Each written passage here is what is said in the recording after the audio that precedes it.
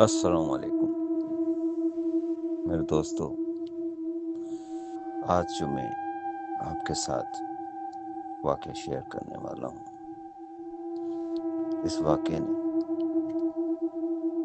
ہمیں کافی دن تک بڑا پریشان رکھا، کیونکہ یہ واقعہ جو ہماری بڑی سسٹر کے ساتھ پیش آیا، یہ 80s کا وقت ہے، 1980 80۔ تو ان دنوں میں کچھ ایسا ہوا کرتا تھا کہ ہم بھائی خان چوک پہ، سینچری چوک، بھائی خان چاڑی پر رہائش پذیر ہوا کرتے تھے، اور محلے میں ایک دوسرے کے گھر آنا جانا لگا رہتا تھا، وہ چاہے بچے ہوں یا آپس میں سہیلیاں ہوں یا والدین کی دوست وغیرہ۔ تو کوئی حرج نہیں ہوا کرتا تھا ان دنوں کہ کسی کے گھر سالن پکا ہوا ہے تو مانگ لیا، بچ گیا تو دے دیا۔ تو محلہ نہیں ہوتا تھا، ایک پریوار، ایک خاندان ہوتا تھا۔ تو یہ انہی دنوں کا واقعہ ہے کہ ہمارے محلے میں نوشہر و فیروز کھائی قاسم ایک گاؤں ہے، وہاں کے میمن، سندھی میمن، جو وہاں پر کرائے پہ آ کر رہنے لگے، اپنے بچوں کو تعلیم کے سلسلے میں دلانے کے سلسلے میں حیدرآباد شہر، بھائی خان چاڑی، سینچری چوک پہ ایک پلازا میں رہنے لگے۔ سندھی فیملی تھی، ہم بھی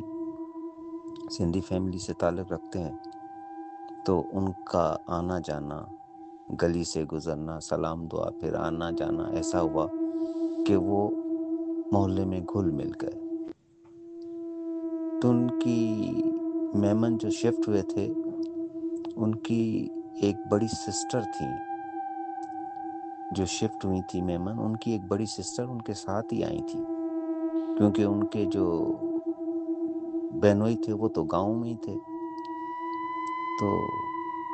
ان کا آنا جانا ہمارے گھر ہو گیا، کبھی شام کبھی صبح،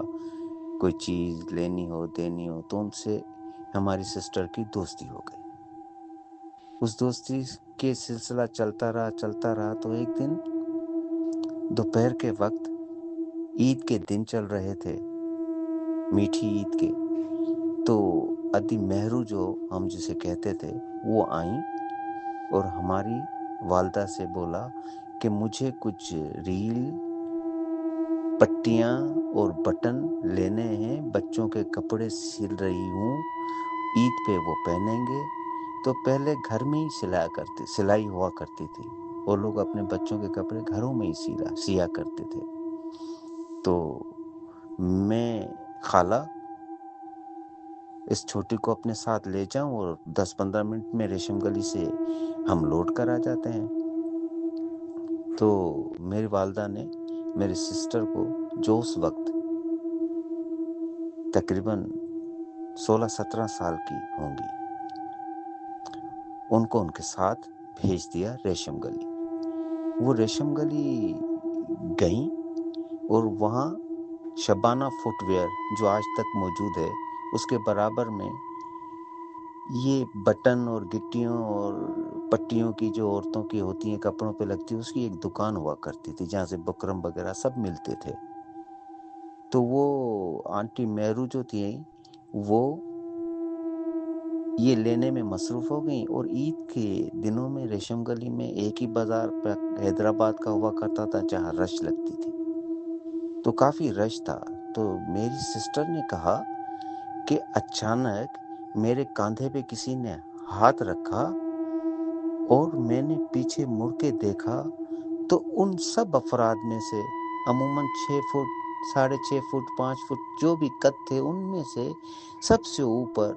8-9 فٹ کی قداور ایک لڑکا، جس کی بلو سی آئیز اور سحر طاری کرنے والی آواز، میرے پیچھے آؤ۔ تو میری سسٹر نے کہا کہ میں اس کے پیچھے چل دی، میرے کو بازار میں جتنے لوگ تھے، جو دکانیں تھی، کچھ سمجھ نہیں آ رہا تھا، بس میں سیدھی اس کے پیچھے پیچھے چلتی جا رہی تھی، اور وہ کچھ قدم چلتا اور پھر مڑ کے دیکھتا پیچھے آؤ، پھر کچھ قدم چلتا، مڑ کے دیکھتا اور پیچھے آؤ کی آواز آتی، سحر انگیز آواز۔ تو وہ چلتی جا رہی تھی کوہ نور سینما کی چاڑی، ریشم گلی چاڑی۔ تو جیسے ہی آنٹی مہرو نے گٹیاں اور کچھ پٹیاں خرید لی، اس نے مڑ کے دیکھا تو میری سسٹر اسے نظر نہیں آئی، اس نے دور دیکھا کہ وہ آگے تک جا چکی ہے۔ تو یہ دوڑتی ہوئی گئی اور اس کے کاندھے پہ ہاتھ مار کے کہا کہ تم کہاں جا رہی ہو؟ تو سسٹر نے کہا وہ آواز لگائی کہ وہ ہاتھ کے اشارے سے، تو کچھ نظر نہیں آیا، اس نے ہاتھ سے پکڑا اور سسٹر نے کہا میں نیم بے ہوشی کی حالت میں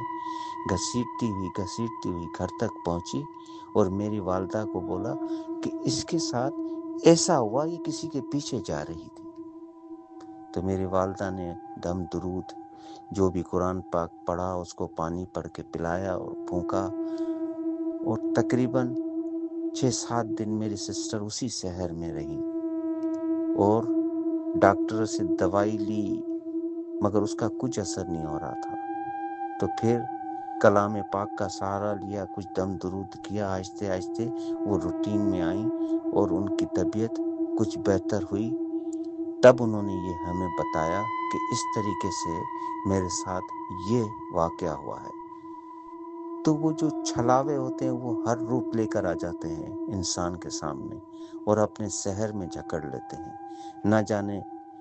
کہاں لے جاتے ہیں۔ یہ تو رہسہمی ہے آج تک، تو آئندہ احتیاط کرنا چاہیے، خوشبو لگا کے نہ جانا چاہیے، اور ان دنوں میں جب بازاروں میں رش ہوتا ہے، عید کی خریداریاں ہوتی ہیں، تو یہ بھی مخلوق اپنی خریداری کے لیے